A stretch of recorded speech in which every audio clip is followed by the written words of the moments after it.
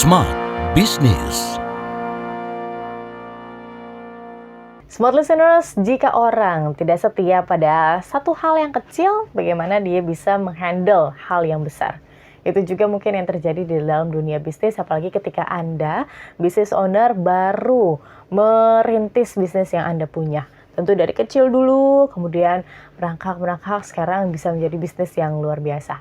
Tasya Rustama akan menemani Anda dalam podcast Smart Business di kesempatan hari ini. Dan kita akan belajar bagaimana merawat bisnis dari kecil menjadi bisnis yang besar dari seorang founder Top Seluler dan juga bisnis-bisnis lainnya yang beliau tekuni, Pak Yuke Santoso. Selamat pagi, Pak. Pagi, Mbak Tasya. Gimana kabarnya, Pak Yuke? Baik. Dari dulu ketika memulai bisnis, saya mau mungkin mendengar sedikit cerita flashback-nya Pak Yuke begitu. Iya. Ketika memulai itu seperti apa sih? Iya, kita awalnya memang saya bisnis itu mencoba jualan pulsa dulu ya. Dulu pulsa, saya di depan minimarket, kebetulan ada lahan gitu yang di depan minimarket, saya izin untuk berjualan pulsa. Memang pakai tim kan, udah dari dulu udah pakai tim, udah 1 orang itu. Tujuannya memang untuk mengetahui prosesnya seperti apa. Oh, isi pulsa tuh caranya untuk Telkomsel kita beli M-Kios dulu ya. Kalau untuk Indosat saya beli M-Tronic namanya.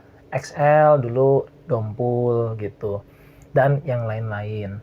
Jadi itu kita pelajari jualan kartu perdana seperti apa, jualan vouchernya seperti apa, elektroniknya seperti apa gitu. Jadi memang dari awal ketika saya mau masuk ke bisnis, saya pilih bisnis pulsa, saya pelajari gitu seperti apa caranya. Dari situ ya mulai kita ada install server pulsa gitu. Mungkin 1 bulan setelahnya, 1 bulan setelahnya atau berapa minggu setelahnya server pulsa. Nah dari server pulsa itu kita terus ada toko handphone gitu. Nah setelah toko handphone, dulu saya karena di handphone itu masih baru ya, saya jualan salah satu brand itu saya masih belum bisa untung gitu. Mungkin 1 bulan saya nggak untung di handphone. Di pulsa kebetulan langsung untung, lagi trennya lagi bagus. Pada saat itu lagi bagus. Nah saya kebetulan di situ ada tren handphone lokal dari buatan dari China gitu kan. Nah di situ peluang mulai tuh buat saya yang baru fokus di dunia handphone. Oh handphone China itu marginnya tinggi. Nah saya coba jualan di toko, saya coba kelilingin ke toko-toko sekitar gitu ya. Saya keliling langsung juga sendiri sama 1 sales, saya keliling juga masukin ke toko-toko. Oh ternyata lumayan ya. Oh modalnya nggak terlalu besar tapi bisa menghasilkan gitu. Nah di pulsanya bagus pada saat itu, di handphonenya ternyata yang tadi awalnya jelek jadi bagus gitu kan. Dari sekeliling gitu kan. Mungkin ya berbulan-bulan akhirnya saya untung. Pada akhirnya pada saat itu mungkin 1,5 tahun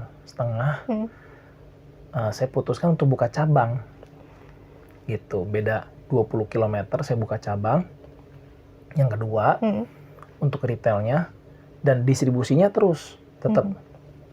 Nah ketika cabang yang ketiga justru udah jauh ya dari cabang pertama itu 50 km. Itu saya pikir saya berani sekarang saya udah mau cicil gitu. Udah mau cicil gitu. Pada saat itu saya cicilnya ke orang tua dulu gitu. Tapi memang orang tua saya kebetulan dari awal itu memang udah didik saya disiplin ya. Disiplin, kerja keras. Walaupun saya pinjam ke orang tua, ada jasanya juga, cicilannya harus jelas, setiap bulannya berapa harus jelas. Jadi udah seperti ke bank gitu. Ada bunganya juga gitu pada saat itu. Parents letter, parents pay letter. Nah, kebetulan ya kita memang disiplin on time, sesuai pembayaran sesuai, apa semua sesuai gitu kan. Ya pada saat itu malah belum lunas di bank ya. kan sertifikatnya karena dibayarin orang tua jadi udah di saya gitu kan. Saya kebangin tuh pada saat itu. Oh, Jadi dapat 2 pinjaman gitu kan. Tapi udah berlangsung berapa bulan gitu kan.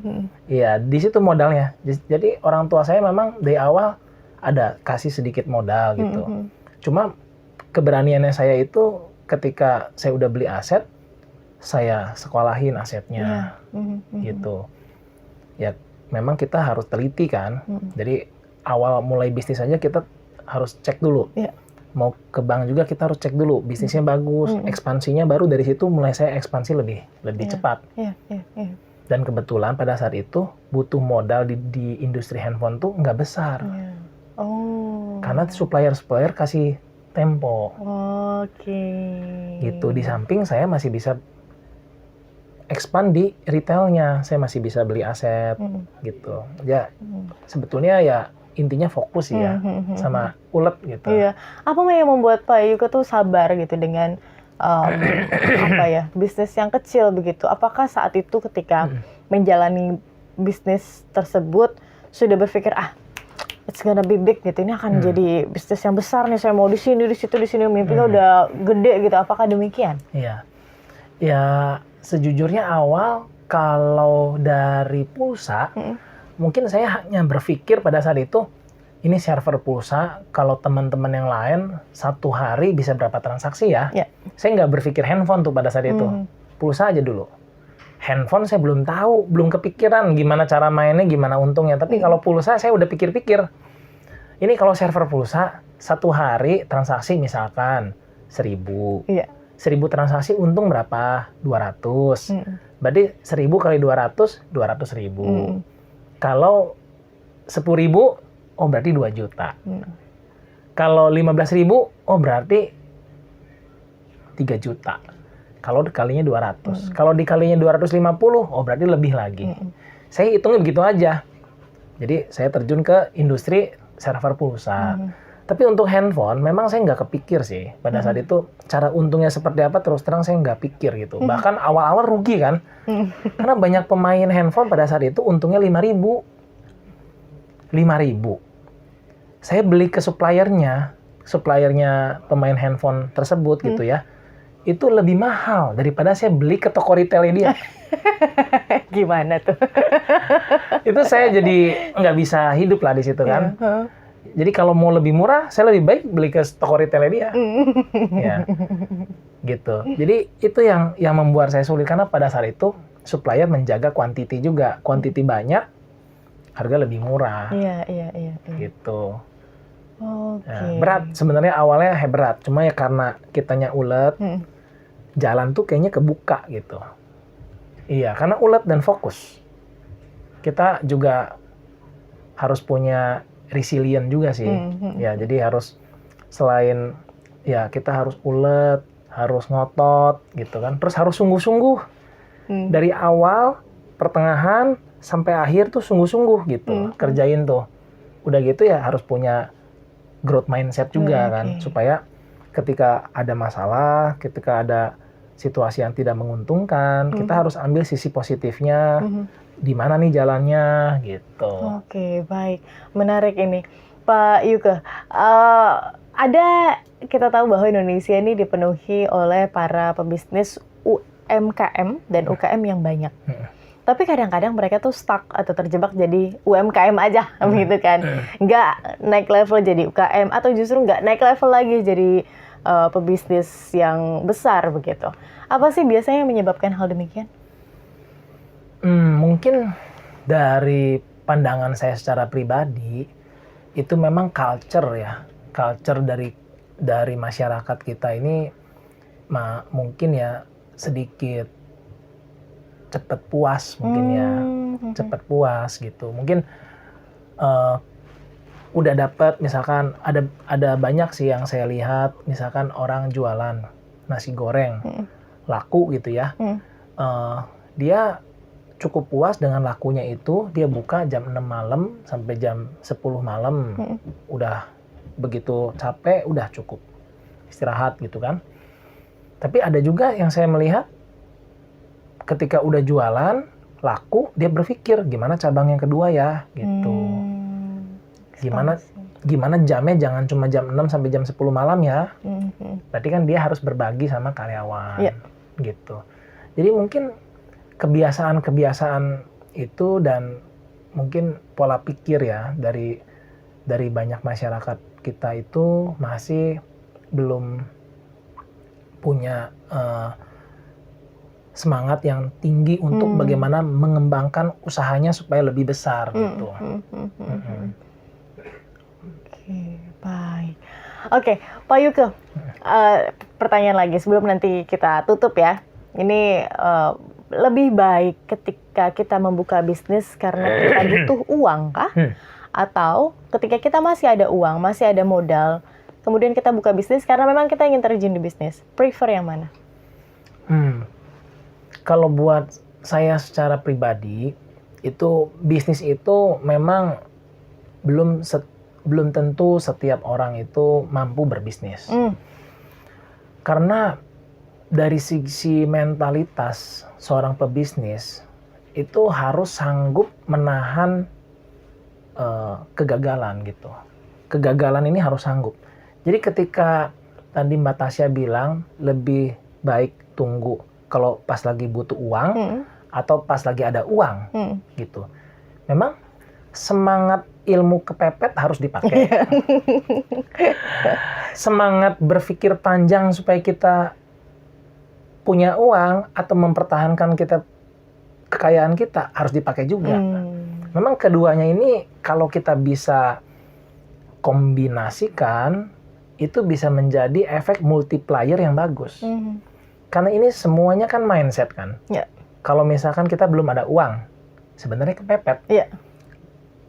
Kalau kepepet, biasanya semangatnya kita, daya juang kita. Kalau kita bayangkan anak kita nggak bisa makan, kalau kita bayangkan istri kita nggak bisa makan, kalau kita bayangkan orang tua kita nggak bisa kita bantuin kalau misalkan ada apa-apa.